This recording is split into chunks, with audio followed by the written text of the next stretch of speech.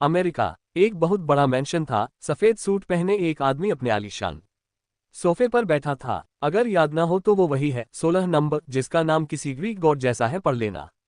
उसका नाम था कबीर आर्यन। कबीर की उम्र लगभग 28 साल होगी। अमेरिकन मार्केट का किंग है वो। उसके एक इशारे पर किसी भी देश की इकोनॉमी में हलचल आ जाती है। कहना गलत नहीं होगा कि अगर वेदांश को कोई टक्कर दे सकता है तो वो है आर्यन फैमिली। राठौर और आर्यन दोनों फैमिली हर बार सबसे अमीरों की लिस्ट में टॉप पर आने के लिए एक दूसरे से कंपटीशन करती हैं। कबीर अपने सोफे पर बैठा ही था कि उसका गार्ड आया और बोला, बॉस, बड़े बॉस का कॉल आया था, वो आपको मेंशन बुला रहे हैं। कबीर खड़ा हुआ, अपने सूट के बटन बंद करते हुए बोला, ठीक है, चेटा तैयार करो, हम अभी यूके जा रहे हैं। योजक चिन्ह योजक चिन्ह योजक चिन्ह। यहाँ कुछ मेन किरदारों की इंट्रोडक्शन है। कबीर आर्यन, कबीर एरियन। उम्र 28 साल। कबीर के माता पिता। पिता राजीव आर्यन 58 साल। माँ सुनीता आर्यन 54 साल। कबीर के दादा दादी। दादा विश्वनाथ आर्यन 80 साल। दादी कमला आर्यन 76 साल। कबीर के चाचा चाची। चाचा संजय आर्यन 50 साल। चाची पूनम आर्यन 46 साल। कबीर के भाई 1 रोहित आर्यन 31 साल। 2 अमन आर्यन 25 साल। 3 निखिल आर्यन 22 साल। योजक चिन्ह योजक चिन्ह योजक चिन्ह। यूके। यूके में एक बहुत बड़ा मैंशन था जिसे देखकर वहां के लोग भी हैरान रह जाते। पूरा मैंशन 700 एकड़ में फैला था। हर वो सुख सुविधा वहां थी जो सिर्फ ट्रिलियनियर लोगों के पास होती है। मैंशन के पीछे एक बड़ा मैदान था और उसके पार एक प्राइवेट एयर स्ट्रिप जहां सिर्फ कार नहीं बल्कि एयरक्राफ्ट्स खड़े रहते थे, जैसे private jet, helicopter, hydroplane, glider, paramotor वगैरह। वहीं कबीर का प्राइवेट जेट लैंड हुआ। जब वो मैंशन के अंदर पहुंचा तो एक बहुत ही भव्य लिविंग रूम में उसके दादा दादी बैठे थे, विश्वनाथ आर्यन और कमला आर्यन। दोनों उम्र से काफी जवान और रॉयल दिख रहे थे। कबीर सीधे अपनी दादी के पास गया, उन्हें गले लगाकर बोला, दादी कैसी हो आप? दादी मुस्कुराई, मैं तो ठीक हूँ बेटा, तू बता कैसा है? फिर वो अपने दादा की ओर मुड़ा और बोला, दादाजी आप कैसे हैं? अब तो आपकी उम्र भी हो चली है। दादा थोड़े गुस्से में बोले, नालायक, तुझे शर्म नहीं आती अपने दादा से ऐसी बात करते हुए? कबीर हंसते हुए उनके गले लग गया, बस दादाजी अभी आया हूँ, इतना गुस्सा ठीक नहीं। दादा ने उसके सिर पर हाथ फेरा और बोले, कैसा है तू? कबीर, मैं ठीक हूँ दादाजी। फिर थोड़ा गंभीर होते हुए पूछा, वैसे चाची की तबीयत कैसी है अब? दादी दादा के चेहरे एकदम बुझ गए। उन्होंने बस कहा, जैसी थी वैसी ही है। आज पूरे 16 साल हो गए हैं लेकिन कुछ भी बदला नहीं। असल में संजय आर्यन की पत्नी पूनम आर्यन पिछले 16 सालों से कोमा में हैं। उनके पति यानी संजय, जो एक समय में पॉपुलर पर्सनैलिटी थे, चाहे बिजनेस हो, माफिया या पॉलिटिक्स, सब कुछ वही संभालते थे।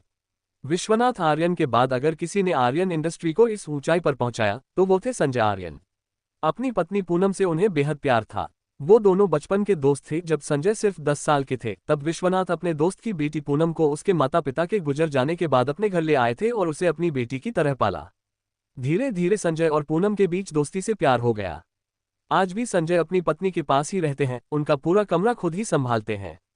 किसी को भी उस कमरे में जाने की इजाजत नहीं, इवन फैमिली को भी नहीं। पूरा परिवार रोज यही दुआ करता है कि पूनम एक दिन फिर से ठीक हो जाए। कबीर, कोई बात नहीं दादाजी, बहुत जल्द हमारी प्यारी चाची ठीक हो जाएंगी, आप देखना। दादी दादा ने बस सिर हिलाकर हामी भरी। योजक चिन्ह योजक चिन्ह योजक चिन्ह। इंडिया। एक बहुत बड़ी बिल्डिंग के ऊपर एक हेलीकॉप्टर लैंड हुआ। उसमें कोई और नहीं, वेदांश था और उसकी गोद में आयुषी थी, जो शायद किसी गहरी नींद में थी। हेलीकॉप्टर से नीचे उतरते हुए वेदांश ने आयुषी की तरफ देखा और हल्की मुस्कान के साथ बोला, कितनी सोती है ये लड़की। वो उसे गोद में लिए लिफ्ट से अपने केबिन की तरफ चला गया। उसका केबिन बिल्डिंग के सबसे ऊपर वाले फ्लोर पर था। राठौर इंडस्ट्री की ये सबसे ऊंची बिल्डिंग थी।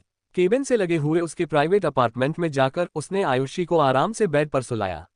उसने देखा कि आयुषी ने ब्लैक जीन्स और टाइट टी शर्ट पहन रखी है, जिसमें वो ज्यादा कंफर्टेबल नहीं लग रही थी। वो अपनी अलमारी से एक सॉफ्ट टी शर्ट लाया, आराम से आयुषी के कपड़े बदले, उसके गाल और माथे पर किस किया और बोला, स्लीप टाइट मेरी क्यूटी पाए। फिर वो अपनी मीटिंग अटेंड करने के लिए निकल गया।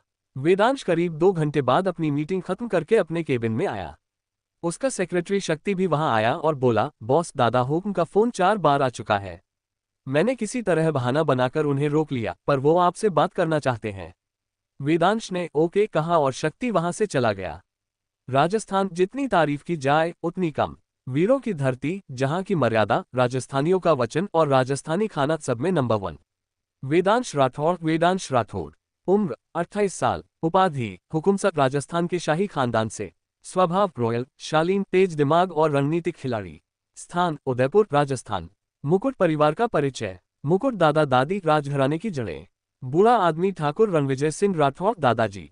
उम्र 84 साल। पद रियासत के पूर्व महारावल, पूर्व राजा। स्वभाव गंभीर, अनुभव से भरे, परंपरा के सख्त अनुयायी। खास बात, उनका हर कहा हुआ आज भी परिवार में आखिरी फैसला माना जाता है। स्वास्थ्य अब व्हीलचेयर पर रहते हैं, लेकिन रॉयल गरिमा वैसी की वैसी। बूढ़ी औरत ठाकुरानी जानवी देवी राठौर दादी जी। उम्र 78 साल। स्वभाव कोमल, धर्म में आस्था रखने वाली और पूरे परिवार की शांति का स्तंभ। रुचि पूजा पाठ, राजस्थानी कढ़ाई व पारंपरिक हस्तशिल्प। पद राजघराने की रानी सा, जिनकी बात सब सम्मान से सुनते हैं। राजवीर सिंह राठौर पिता। उम्र 60 साल। पेशा रियासत के जमीनी मामलों और राजनीति के जानकार, राजसी परिषद के प्रमुख। स्वभाव शांत, दृढ़ और परंपराओं में विश्वास रखने वाले। महिला महारानी प्रेमा देवी राठौर मां। उम्र 55 साल। पेशा समाज सेविका, कई एनजीओ चलाती हैं। स्वभाव गरिमामयी, सख्त लेकिन ममतामयी। वीरेंद्र प्रताप राठौर बड़े भाई, प्रधानमंत्री। उम्र 35 साल। पद एक बहुत बड़े बिजनेसमैन। पब्लिक इमेज देश का यूथ आइकन। चाचा लोग रघुवीर सिंह राठौर। उम्र 58 साल। पेशा आर्मी में रिटायर्ड जनरल। राजेश्वरी राठौर रघुवीर सिंह की पत्नी, बड़ी चाची। उम्र 52 साल। स्वभाव अनुशासन प्रिय, सेना के माहौल की आदी। पेशा रॉयल स्कूल में ट्रस्टी। बच्चों के लिए बहुत सख्त लेकिन दिल से बेहद केयरिंग। बच्चे कुंवर अर्जुन राठौर, उम्र 25, लॉ की पढ़ाई कर रहा है। कुमारी मेहर राठौर, उम्र 22, ब्यूटी विद ब्रेन्स, पॉलिटिक्स में इंटरेस्ट। भूपेंद्र सिंह राठौर, उम्र 54 साल। पेशा राजकीय उद्योगों के डायरेक्टर। सौम्या राठौर भूपेंद्र सिंह की पत्नी, छोटी चाची। उम्र 48 साल। स्वभाव मॉडर्न सोच रखने वाली, सोशलाइट। पेशा रॉयल फैशन ब्रांड की ओनर और लाइफस्टाइल इन्फ्लुएंसर। खासियत महलों में मॉडर्न टच लाने की कोशिश करती हैं, पर हर रिवाज में हिस्सा भी लेती हैं। बच्चे कुंवर दक्ष राठौर, उम्र 24, एमबीए कर रहा है लंदन से। कुमारी रियाना राठौर, उम्र 21, क्लासिकल डांसर और सोशल मीडिया स्टार। महिला बुआ जी। नाम कुमारी शिवांगी राठौर। उम्र 42 साल। वैवाहिक स्थिति अविवाहित। पेशा इतिहासकार और रॉयल आर्ट्स की विशेषज्ञ। स्वभाव तीखे तेवर लेकिन परिवार की आत्मा। राजस्थान के राजा रणविजय सिंह अपने शाही महल में बैठे थे। उदयपुर का वो बड़ा सा महल जहां सिर्फ रणविजय सिंह जी और उनकी पत्नी जाह्नवी देवी रहते थे। उनके बेटे और पोते पोतियां भी उसी महल में रहते थे, लेकिन महल इतना बड़ा था कि अलग अलग हिस्सों में बंटा हुआ था। सब साथ में रहते थे, पर अपनी अपनी पर्सनल जगह में। जब कोई खास मौका होता या डिनर करना होता, तभी सब एक साथ इकट्ठा होते, वरना अपने अपने हिस्से में रहते। दादा दादी का महल सागरवाटिका महल। बुजुर्गों के लिए विशेष, रियासत के मूल हिस्से जैसा एक भव्य महल। तीनों बेटों के परिवारों का महल। वेदांश का महल राठौर वंशी महल। वीरेंद्र पीएम भाई का महल राजमहल एस्कॉर्ट। तीसरे भाई का महल पुष्करण महल। हर परिवार का अपना अलग विंग, अपनी व्यक्तिगत शैली में। बुआ जी का निजी महल ज्ञानवाटिका महल। इंटेलेक्चुअल और रॉयल स्टाइल में एक सुंदर और शांतिपूर्ण महल। वेदांश का रॉयल महल वेदांश विला। खुद का अलग और रॉयल महल जहां वे अपनी शाही जिंदगी बिता सकते हैं। वीरेंद्र पीएम भाई का हाई सिक्योरिटी महल रॉयल महल। एक अत्याधुनिक हाई सिक्योरिटी रॉयल महल। हाँ, मुझे पता है इतने सारे नाम याद करना मुश्किल हो सकता है। हम सब मिलकर सारे नाम याद रखेंगे। ग्रिन। अब वापस कहानी पर। सागरवाटिका महल। सब लोग वहीं बैठे थे। आज सब साथ में डिनर करने वाले थे। वीरेंद्र प्रताप भी आज 3 साल के बाद अफ्रीका से यहाँ आए थे। वो बहुत बिजी इंसान है, उन्हें अपने काम से फुर्सत ही नहीं मिलती कि परिवार से मिलने आए। इसीलिए दादाजी ने वेदांश को फोन करके बुलाया था। वेदांश के ऑफिस में। वेदांश अपने केबिन में बैठा काम कर रहा था। काम खत्म होते ही उसने सोचा कि आयुषी के पास जाया जाए। आयुषी आज सारा दिन सोती रही थी, उसने खाना भी नहीं खाया था। अपने अपार्टमेंट में जाकर देखा तो उसकी आंखें फटी की फटी रह गईं। आयुषी अभी भी सो रही थी। वेदांश जल्दी से उसके पास गया और चेक किया कि उसकी तबीयत तो ठीक है। कोई इंसान बिना खाए पिए पूरी रात सोने के बाद भी सारा दिन कैसे सो सकता है? वेदांश अभी तक मुझसे और मेरी बहन से नहीं मिला, इसीलिए ऐसा बोल रहा है। Cold sweat smile. वेदांश ने आयुषी के सिर को सहलाया और बोला, आयुषी बेटा उठो। इतना कौन सोता है भला? आयुषी थोड़ा सा कसमसाई और आंखें खोलने की कोशिश की। उसने देखा कि वेदांश उसके बगल में बैठा है। उसने तकिया जिसे वो गले लगाई थी छोड़ा और आधी खुली आंखों से होठों पर पाउट बनाकर वेदांश की तरफ देखने लगी। उसने अपनी बाहें वेदांश की तरह फैला दी। वेदांश ने सिर हिलाकर मना किया और उसे बाहों में पकड़कर अपनी गोद में बिठा लिया। वेदांश उसके बालों को सहलाते हुए बोला, आयुषी, ये क्या है? तुम छोटे बच्चे हो क्या? इतना कौन सोता है? तुम्हारी उम्र अब छोटे बच्चों जितनी नहीं है, ना ही किसी बूढ़े इंसान जितनी कि तुम इतना सो सको। तुम्हारी उम्र तो अब दिमाग को शार्प करने की है। जब आयुषी ने कोई जवाब नहीं दिया तो वेदांश ने नीचे देखा। उसका मिनी लाजकुब कान फिर से सो रहा था। वेदांश ने उसके गालों को हल्के से थपथपाया और चेहरा पकड़कर थोड़ी जोर की आवाज में बोला, चलो अब उठ जाओ, वरना बाथटब में फेंक दूंगा, फिर मत कहना। आयुषी ने चिढ़कर कहा, छोड़ दीजिए वेदांश, सोने दीजिए, मुझे नींद आ रही है। आयुषी की आवाज सुनकर वेदांश को हंसी आ गई। उसने आयुषी को बेड पर लिटाया और बोला, अच्छा नींद आ रही है, रुको। और इसके साथ ही पूरे कमरे में आयुषी की खिलखिलाहट गूंजने लगी। वेदांश उसकी कमर और गर्दन पर गुदगुदी करने लगा। आयुषी की नींद उड़ गई और वो जोर जोर से हंसने लगी। उसकी हंसी देखकर वेदांश के चेहरे पर भी बड़ी सी स्माइल आ गई। आयुषी हंसते हुए बोली, वेदांश, आप ऐसा मत करो, हा हा हा, रुको, हा हा, मैं नहीं, हा हा हा, नहीं सो रही। जब वेदांश ने देखा कि आयुषी की सांस फूल रही है और ज्यादा हंसने की वजह से उसकी आंखों में आंसू आ गए, तो उसने गुदगुदी करना बंद कर दिया। उसने आयुषी को उठाया और सीने से लगा लिया। वेदांश, अब सोना है। आयुषी ने जल्दी से सिर जोर जोर से हिलाकर ना कहा और लंबी लंबी सांसें लेने लगी। वेदांश उसकी पीठ सहलाने लगा और उसके माथे पर किस करने लगा। वेदांश अभी भी आयुषी को अपनी गोद में लिए बैठा था और आयुषी भी उसके सीने पर सिर रखे आराम से बैठी थी। दोनों के बीच अगर कुछ था तो वो था सुकून, जो दोनों को महसूस हो रहा था। अचानक वेदांश के चेहरे पर हल्की सी स्माइल आ गई, क्योंकि आयुषी के पेट के चूहे मतलब भूख ने दौड़ना शुरू कर दिया था। आयुषी शर्म से लाल हो गई और ज्यादा वेदांश के सीने में घुस गई। वेदांश ने प्यार से उसके सिर पर हाथ फेरा और बोला, चलो अब डिनर कर लेते हैं, सारा दिन सोने में ही निकल गया। कल कॉलेज जाना है, याद है ना? आयुषी ने उसकी तरफ देखा और हल्के से सिर हिलाकर हाँ कहा। फिर वेदांश की गोद से उतरकर वो बाथरूम चली गई। उस बड़े से बाथरूम में आयुषी ने शीशे में खुद को देखा। उसने वेदांश की एक बड़ी सी टी शर्ट पहनी थी और नीचे अंडरगारमेंट्स भी नहीं थे। वेदांश ने उसे चेंज करते वक्त वो भी उतार दिए थे। ये सोचते ही आयुषी का चेहरा टमाटर की तरह लाल हो गया और वो शर्म से और ज्यादा सिकुड़ गई। आयुषी ने फेस वॉश किया और बाहर आए।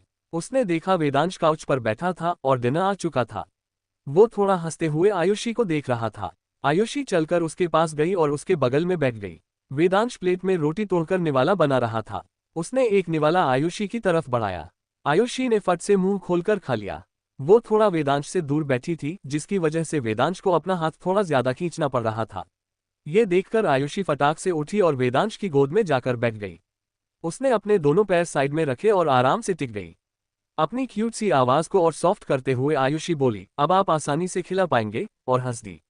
वेदांश ने उसे ठीक से पकड़ा और उसकी नाक खींचते हुए कहा, नॉटी गर्ल, चलो अब खाना खाओ। आयुषी ने सिर हिलाकर ना कहा और बोली, नहीं, मुझे आपके हाथ से खाना है। वेदांश ने फिर निवाला बनाया और उसे खिलाने लगा। थोड़ी देर में आयुषी का पेट भर गया। वेदांश ने एक और निवाला उसकी तरफ बढ़ाया, लेकिन आयुषी ने मना कर दिया।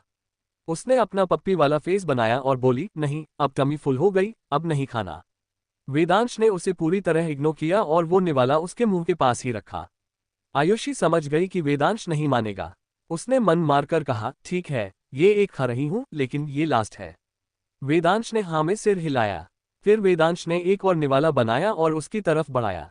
आयुषी चिढ़कर बोली, वेदांश, ऐसा मत करो ना, अब नहीं खाना। वेदांश ने उसकी तरफ देखा और बोला, ये लास्ट है, चलो जल्दी से खाओ। ऐसे ही वेदांश ने उसे ढेर सारे निवाले खिला दिए। अब अगर एक और निवाला खिलाता तो आयुषी रो ही देती। वेदांश ने उसके गालों को सहलाया और बोला, अब नहीं खिलाऊंगा बाबू। आयुषी ने चैन की सांस ली। फिर उसने कहा, चलो अब आपकी बारी। वेदांश ने नासमझी में उसकी तरफ देखा। आयुषी बोली, चलो अब मैं आपको खिलाऊंगी। वेदांश उसे मना करने वाला था, लेकिन आयुषी की जिद के आगे कुछ नहीं बोला। उसने हल्के से सिर हिला दिया। आयुषी ने फिर से प्लेट बनाई। आयुषी ने देखा कि प्लेट में थोड़ा सा ही खाना बचा था, क्योंकि वेदांश ने जबरदस्ती उसे ढेर सारा खिला दिया था। उसने फिर से रोटी तोड़कर छोटे छोटे निवाले बनाए और वेदांश को खिलाने लगी। वेदांश के मुंह में वो निवाले ऐसे लग रहे थे जैसे कोई छोटा बच्चा खिला रहा हो। सब जानते हैं कि लड़कों का एक निवाला लड़कियों के 5 निवालों के बराबर होता है।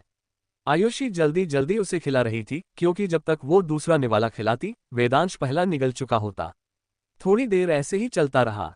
अब आयुषी के हाथ भी दर्द करने लगे। उसने झुंझला कर वेदांश से कहा, बस अब और कितना खाना है? मेरे तो हाथ दर्द करने लगे। उसकी ऐसी शक्ल देखकर वेदांश के चेहरे पर स्माइल आ गई। वो जानबूझकर ये सब कर रहा था। उसने आयुषी के हाथ से प्लेट ली और टेबल पर रख दी। फिर आयुषी का चेहरा अपने हाथों में लिया और बोला, आयुषी, तुम्हें नहीं पता कि किसी को खाने के वक्त ऐसा नहीं करते। ये गलत बात होती है बेटा। वेदांश ने ये इतने सीरियसली कहा कि आयुषी को लगा उसने सचमुच कुछ गलत कर दिया। उसकी आंखें नम हो गईं। वो पहले कभी किसी के साथ ऐसी नज़दीकी में नहीं रही थी। उसे नहीं पता था कि क्या बोलना चाहिए, क्या नहीं। उसे लगा कि वेदांश को बुरा लग गया। उसने अपनी नम आंखों से वेदांश की तरफ देखा। वेदांश ने हंसते हुए कहा, अरे मैं तो मजाक कर रहा था, बस तुम्हें थोड़ा सा परेशान कर रहा था। आयुषी ने उसके सीने पर मारा और बोली, गंदे वेदांश, तुमने मुझे डराया। और वो रोने लगी। वेदांश ने उसकी तरफ बड़े बड़े आंखें बनाकर कहा, नौटी लड़की, मैंने कब तुम्हें डराया? रुको, अभी तुम्हें जैसे उठाया था वैसे ही डराता भी हूं। आयुषी को उसका गुदगुदाने वाला ट्रिक याद आ गया। उसने जल्दी से सिर हिलाकर कहा, ना ना, मैं तो मजाक कर रही थी, और अपनी पूरी दांत दिखा दी। फिर उसने प्लेट उठाए और बोली, चलो मैं फिर से खाना खिलाती हूँ। वेदांश ने उसके हाथ से प्लेट ले ली और बोला, नहीं, मैं खुद खा लूंगा, वैसे भी मुझे ये सब की आदत नहीं है। आयुषी ने अपना चेहरा नीचे करते हुए उदासी से कहा, आदत तो मुझे भी नहीं थी, लेकिन अब हो गई है, तुम्हें भी करनी पड़ेगी। ऐसे ही दोनों हंसी खुशी डिनर करने लगे। कुछ देर बाद वेदांश अपनी गोद में बैठी आयुषी को गुस्से से घूर रहा था और आयुषी मजे से आइसक्रीम खा रही थी। वेदांश ने मना किया था कि अभी आइसक्रीम नहीं खानी, लेकिन इस जिद्दी देवी ने इतनी जिद की कि आखिर में वही हुआ जो हमेशा होता है। वेदांश ने घुटने टेक दिए। अब मैडम मजे से आइसक्रीम खा रही थी। वेदांश उसे इसलिए घूर रहा था क्योंकि आयुषी ने जबरदस्ती 4 आइसक्रीम ऑर्डर कर दी थी और ये उसकी तीसरी थी। थोड़ी देर बाद वेदांश फ्रेश होकर आया। उसने सिर्फ बॉक्स पहना था क्योंकि उसे ऐसे ही सोने की आदत थी। वो आयुषी के पास गया, जो बेड पर बैठकर मोबाइल में रील्स देख रही थी। कभी हंस रही थी तो कभी उदास हो रही थी। आयुषी ने वेदांश की खुशबू अपनी नाक में महसूस की और सिर उठाया। सामने वेदांश की मस्कुलर बॉडी और उसका हैंडसम चेहरा था। वेदांश उसके पास आया, बेड पर बैठा और आयुषी को अपनी गोद में बिठा लिया। आयुषी ने भी फोन रख दिया और वेदांश की गोद में मन की स्टाइल में बैठ गई, जिसमें उसके दोनों पैर वेदांश की कमर से लिपटे थे। उसका चेहरा वेदांश के सामने था और वो उसे देख रही थी। वेदांश ने आयुषी का चेहरा अपने हाथों में लिया और उसे अपने सीने से लगा लिया। उसके बालों को सहलाते हुए धीमी आवाज में बोला, बच्चू, क्या तुम्हें अपने अपार्टमेंट में रहना है? आयुषी ने उसकी तरफ देखा, जैसे पूछ रही हो, क्यों?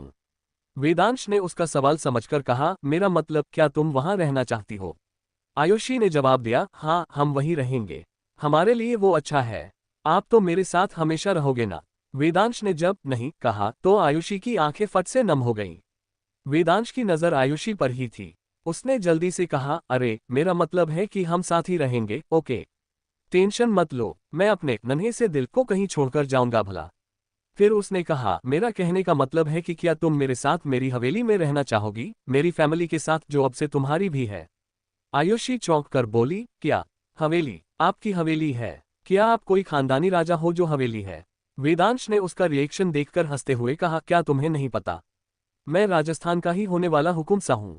आयुषी के लिए ये दूसरा झटका था। उसने सोचा भी नहीं था कि वेदांश कोई राजा होगा। उसे लगा था कि वेदांश कोई बिजनेसमैन है, इसलिए उसके पास इतना पैसा है। लेकिन आयुषी को इन चीजों से कोई मतलब नहीं था। उसके पास भी ढेर सारा पैसा था, हालांकि उसे नहीं पता था कि वो कहां से आता है। लेकिन उसे क्या लेना देना, पैसा है तो बस। आयुषी अपनी शॉकिंग सरप्राइज से बाहर आए और बोली, वाह, आप राजा हो? तो फिर तुम ऐसे कपड़े क्यों पहनते हो? राजा वाले कपड़े पहनो ना। वेदांश बस मुस्कुराते हुए उसे देख रहा था। आयुषी के वो एक्सप्रेशंस जिनमें वो बहुत ज्यादा क्यूट लग रही थी। वेदांश ने उसके सिर पर टपली मारी और बोला, चलो ये छोड़ो, बताओ, क्या तुम मेरी फैमिली के साथ रहना चाहोगी? तुम कंफर्टेबल हो ना, वरना हम तुम्हारे अपार्टमेंट में रह लेंगे, ओके? आयुषी सोच में पड़ गई। वो कभी फैमिली के साथ नहीं रही थी। उसे तो ये भी नहीं पता था कि फैमिली क्या होती है। माँ बाप, भाई बहन के रिश्ते कैसे होते हैं, उसे कुछ नहीं पता था। लेकिन उसे भी एक फैमिली चाहिए थी। उसका भी मन था कि कोई उसे लाड प्यार करे, पैम्पर करे। उसने कहा, हाँ, मुझे रहना है फैमिली के साथ। लेकिन फिर उदास होकर बोली, लेकिन क्या उन लोगों को अच्छा लगेगा अगर मैं वहां रहूंगी? वेदांश ने उसे अपने सीने से लगाया और बोला, हाँ, उन लोगों को अच्छा लगेगा, ओके? अगर तुम्हें कभी अनकंफर्टेबल लगे तो बता देना, हम ठीक कर लेंगे। आयुषी ने कहा, मतलब हम राजस्थान जा रहे हैं? वेदांश ने हाँ में सिर हिलाया। वो मुंबई में नहीं रहता था। उसे खुद नहीं पता था कि वो कहाँ रहता है, क्योंकि बिजनेस के सिलसिले में उसका घूमना फिरना लगा रहता था।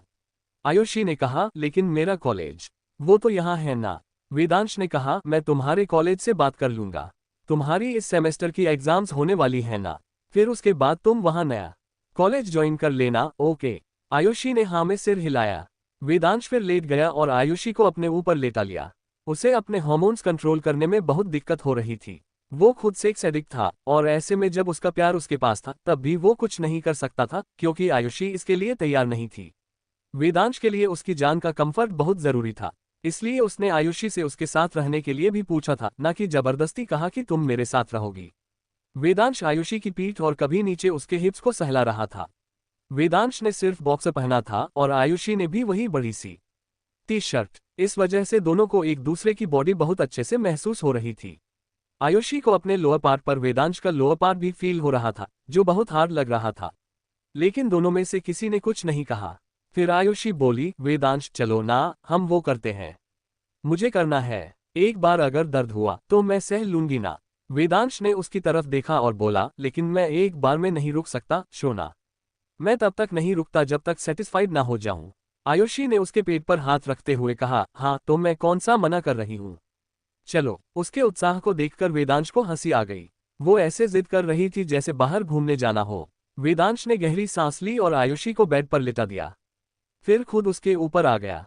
वेदांश ने अपनी गहरी और दमदार आवाज में कहा, लिटिल हॉट, एक बार और सोच लो। अगर तुमने अब कहा कि रुक जाऊं तो मैं नहीं रुकूंगा, ठीक है। आयुषी ने जल्दी से हाँ में सिर हिलाया। उसकी आंखों में एक अजीब सी हिम्मत और शर्म का मिक्स था। वेदांश ने हल्के से हंसते हुए कहा, माय क्यूटी पाई सचमुच कमाल है। फिर वो बेड के पास गया और ड्रॉअर से ल्यूब और प्रोटेक्शन निकाला। पहली बार जब वेदांश ने आयुषी के साथ इंटीमेसी की थी तब वो नशे में था, लेकिन अब वो कोई रिस्क नहीं लेना चाहता था। वो नहीं चाहता था कि आयुषी इतनी छोटी उम्र में प्रेग्नेंट हो जाए और उसका करियर चौपट हो। वो हर चीज को सावधानी से करना चाहता था। वेदांश आयुषी के ऊपर था और उसे इतने जोश से गहरे किस कर रहा था कि दोनों के होंठ एक दूसरे को जैसे खा लेना चाहते थे। आयुषी को इतना अच्छा किस करना तो नहीं आता था, लेकिन वो वेदांश के रिदम को फॉलो करने की पूरी कोशिश कर रही थी। वो भी उसी तरह उसका साथ दे रही थी जैसे वेदांश उसे लीड कर रहा था। किस करते करते वेदांश ने आयुषी के ब्रेस्ट को अपने हाथों में ले लिया और उन्हें धीरे धीरे सहलाने लगा। आयुषी की सांसें तेज हो गई थीं और जब उसे सांस लेने में दिक्कत होने लगी तभी वेदांश ने उसे छोड़ा। वो अब नीचे की तरफ गया और आयुषी के एक ब्रेस्ट को अपने मुंह में ले लिया। उसने उसके निप्पल को धीरे धीरे चूसा और हल्के से चबाया। आयुषी लंबी लंबी सांसें ले रही थी और उसकी आहें और सिसकारियां पूरे कमरे में गूंज रही थीं। वेदांश अब और जोश में आ गया था। वो आयुषी के ब्रेस्ट को जंगली अंदाज में किस कर रहा था। आयुषी के दोनों हाथ वेदांश के बालों में थे और वो उन्हें जोर से पकड़े हुए थी। जब जब वेदांश जोर से चूसता, आयुषी की पकड़ उसके बालों पर और टाइट हो जाती। आयुषी का सॉफ्ट पार्ट पूरी तरह गीला हो चुका था। उसके पेट में जैसे आग के गोले उठ रहे थे। उसने वेदांश के सिर को पकड़ा और उसे अपने दूसरे ब्रेस्ट की तरफ ले गई। वेदांश ने भी बिना देर किए उसके दूसरे ब्रेस्ट को अपने मुंह में ले लिया और उसके साथ खेलना शुरू कर दिया।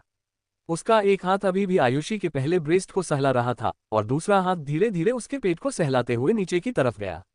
वो आयुषी की नाभि को छूता हुआ उसकी जांघों के बीच पहुंच गया। जैसे ही वेदांश की उंगलियां आयुषी के सॉफ्ट पार्ट को छुईं, आयुषी की आंखें प्लेजर में ऊपर की तरफ चली गईं। उसने वेदांश के बालों को और जोर से पकड़ लिया। वेदांश ने अपनी एक उंगली को धीरे से उसके सॉफ्ट पार्ट में डाला और आयुषी के मुंह से एक जोरदार आ निकल गई। वेदांश की मोटी उंगली ने आयुषी की स्किन को अपने अंदर जैसे जकड़ लिया था। वेदांश अब अपनी उंगली को तेजी से अंदर बाहर करने लगा। पूरे कमरे में आयुषी की मादक सिसकारियां और वेदांश की गहरी सांसों की आवाज गूंज रही थी। अचानक आयुषी ने जोर से चीख मारी, क्योंकि वेदांश ने अपनी दूसरी उंगली भी उसके सॉफ्ट पार्ट में डाल दी थी।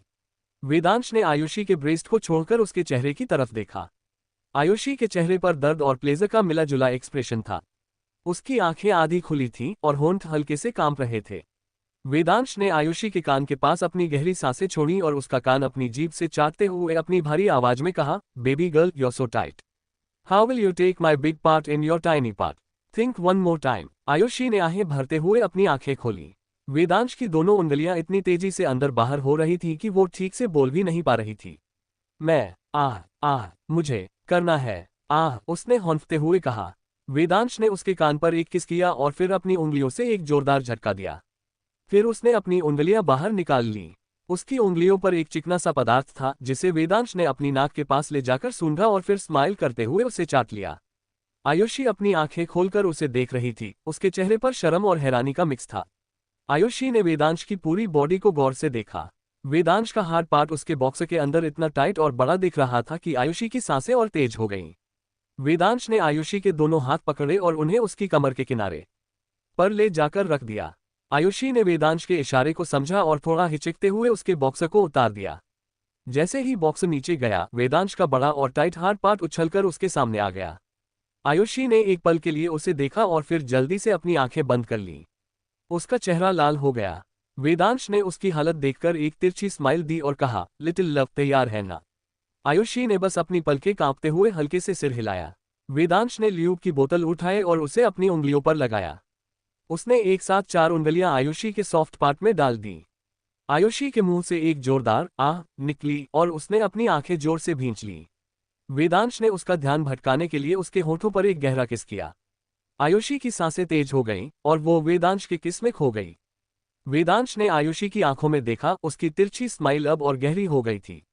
आयुषी की सांसें तेज थीं, उसका चेहरा लाल हो चुका था और उसकी आंखों में एक अजीब सा मिक्सचर था, प्लेजर, डर और कुछ चाहने की चमक। वेदांश ने धीरे से अपने होंठ आयुषी के होठों पर फिर से रखे, लेकिन इस बार उसका किस और गहरा था, जैसे वो आयुषी को पूरी तरह अपने अंदर समा लेना चाहता हो।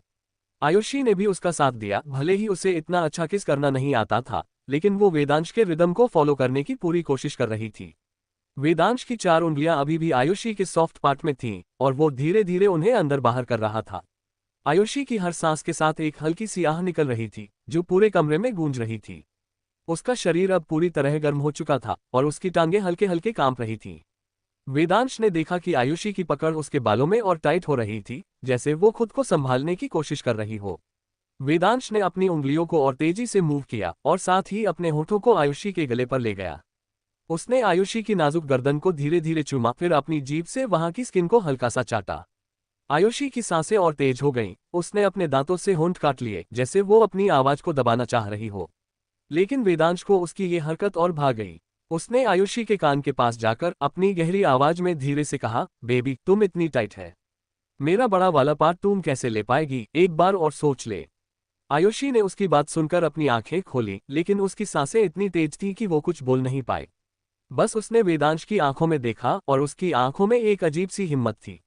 उसने हल्के से सिर हिलाया, जैसे कह रही हो, मैं तैयार हूं। वेदांश ने उसकी ये हिम्मत देखकर एक गहरी स्माइल दी और फिर उसने अपनी उंगलियों को आयुषी के पार्ट से बाहर निकाला। उसकी उंगलियां पूरी तरह गीली थीं और उसने उन्हें अपने मुंह के पास ले जाकर आयुषी की आंखों में देखते हुए धीरे से चाटा। आयुषी ये देखकर शर्मा गई, उसने अपनी आंखें नीचे कर लीं। लेकिन वेदांश ने हल्के से हंसते हुए कहा, लाओ, इतना शर्माने की क्या बात है। वेदांश अब थोड़ा पीछे हटा और उसका हार्ड पार्ट अब पूरी तरह सामने था, बड़ा टाइट और तैयार। आयुषी ने एक पल के लिए उसकी तरफ देखा और फिर जल्दी से अपनी आंखें बंद कर लीं। उसका चेहरा और लाल हो गया और उसकी सांसें और तेज।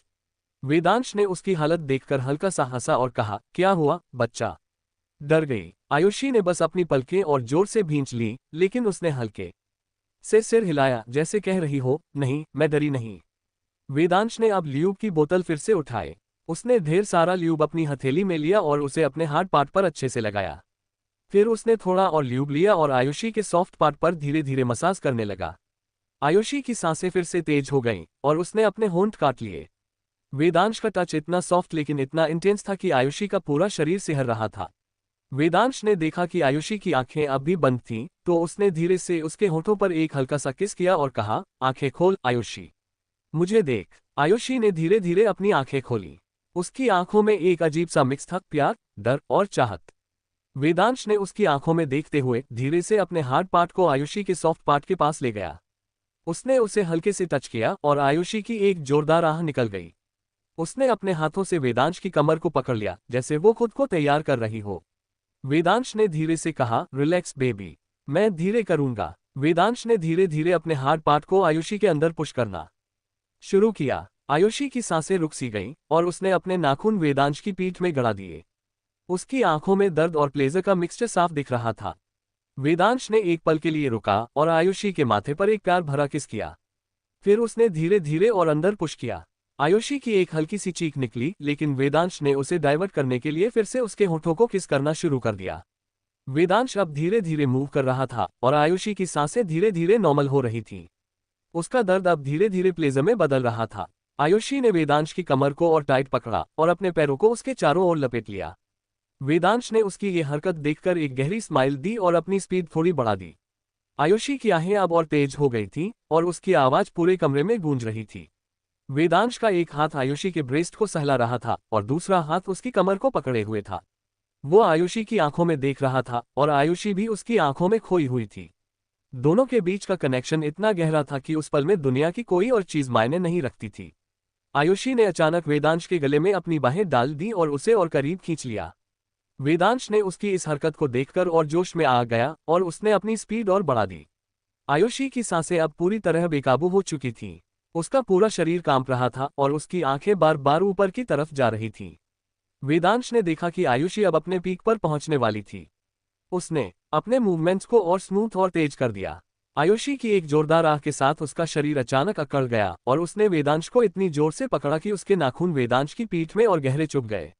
वेदांश ने आयुषी की हालत देखकर अपनी स्पीड थोड़ी कम की और फिर धीरे धीरे रुक गया। वो आयुषी के ऊपर ही था, उसकी सांसें भी तेज थीं। उसने आयुषी के माथे पर एक प्यार भरा किस किया और धीरे से कहा, आयु ऑफ बच्चा। आयुषी ने बस हल्के से सिर हिलाया, उसकी आंखें अभी भी बंद थीं और उसके चेहरे पर एक हल्की सी स्माइल थी। वेदांश ने धीरे से खुद को आयुषी से अलग किया और उसके बगल में लेट गया। उसने आयुषी को अपनी बाहों में खींच लिया और आयुषी ने अपना सिर वेदांश की छाती पर रख दिया। दोनों की सांसें अभी भी तेज थीं, लेकिन अब एक अजीब सा सुकून था। कमरे में अब सिर्फ उनकी सांसों की आवाज गूंज रही थी। वेदांश और आयुषी अभी भी एक दूसरे की बाहों में लिपटे हुए थे, उनकी सांसें धीरे धीरे नॉर्मल हो रही थीं। आयुषी का सिर वेदांश की छाती पर था और उसकी उंगलियां धीरे धीरे वेदांश की स्किन पर गोल गोल घूम रही थीं। कमरे में एक हल्का सा सुकून था, लेकिन वो आग अभी भी बाकी थी। वेदांश ने आयुषी के बालों में उंगलियां फिराईं और धीरे से उसके माथे पर एक किस किया। लिटिल कैट, तुम ठीक हो ना?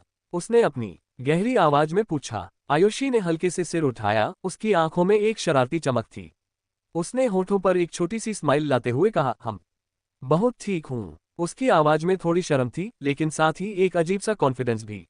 वेदांश ने उसकी ये अदा देखकर हल्का सा हंसा और कहा, माय क्यूटी पाई, तुम तो अब और खतरनाक हो रही है। वेदांश अचानक उठा और आयुषी को अपनी गोद में उठा लिया।